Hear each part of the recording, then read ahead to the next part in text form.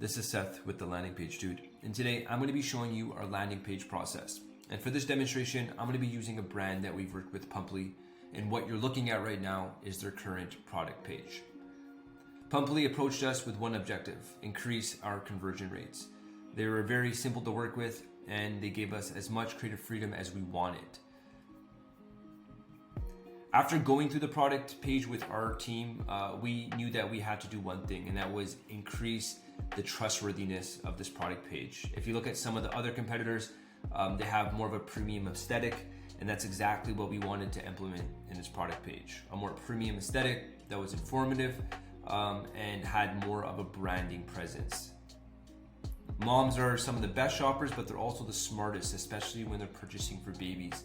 So it's not only important that you have a great looking landing page, but also one that's informative and will answer all the questions they need to have. Pumply does extremely well online with this current product page.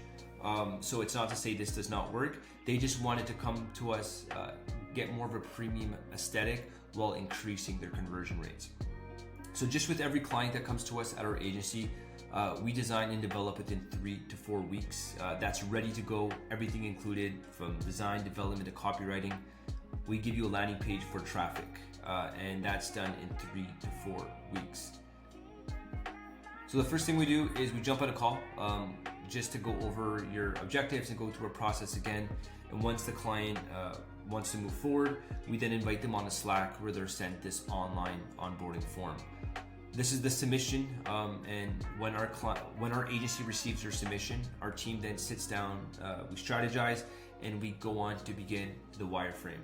And it's super important this step because this onboarding form is going to give us all the information we need to know in terms of inspiration, who your demographic is, and other critical questions that really help us build out the wireframe. So we hand over a low fidelity wireframe. The main purpose of this first wireframe is to lock down the structure, layout, and call to actions. So you'll notice that there's not much color, images, or icons. That's because right now you're basically looking at a skeleton. When we hand over this wireframe, we also add our comments to give context so people understand like this is a dynamic date. For example, we can make that, so that when the customer lands, it can be 3 days, 4 days, 5 days out, depending on your shipping patterns. And we add comments to kind of give them more context. For example, this section here, we're going to be actually having the left column stay static and the right column is going to be scrolling. And I'll show you that when we get to the developed state. And pretty much this is what we hand over.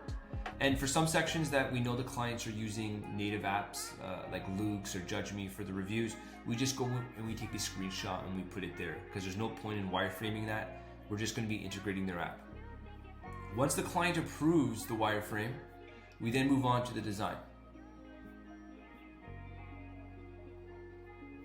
And now you can see the colors have come alive, the images are there, and the client goes through his revision and he explains, can I get this or that? And once we get the final design approved, we then moved on to the developed page. And again, these reviews are just looking prettier, but they'll be pulled dynamically through a Shopify app. Once a client approves the Shopify design, we then move on to the Shopify developed page. And as you can see, this is a super customized product page. We can customize every field imaginable. From inside the product box to the logos to the FAQ accordions and everything. Everything is fully customizable, and clients do not need any code. And another huge benefit about this is that the client can even go and duplicate this page. Maybe they want an A/B test, maybe they want a multivariate test, or even just try a different product. This page you can duplicate, and if you really like it, if it outperforms your current product page, you can even make it into a global product page so that all your products carry this format.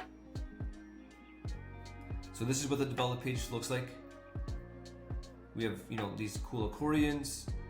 We have this awesome section that I just went and put some dummy data, but as you scroll down, you see we then have the right column scrolling up.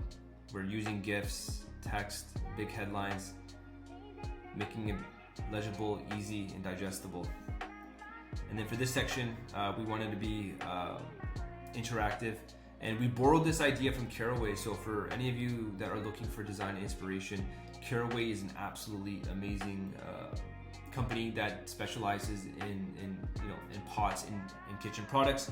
And if you check their actual website and product pages, they have a lot of beautiful designs. So this section is what we borrowed from Caraway. We really liked it, and it's an easy way to explain what's included by using these images and dynamic text below. Now, the cool thing is, now that we've developed it on Shopify, here in this customer review section, this is fully editable. So depending on what app the client wants to add here, Luke's, if it's Judge Me, all they have to do is just add a block and then choose the app they want, and it'll fully populate here dynamically. So we leave this blank because the client has many different review apps, but when he wants, he can go here and add any single one he wants within a single click.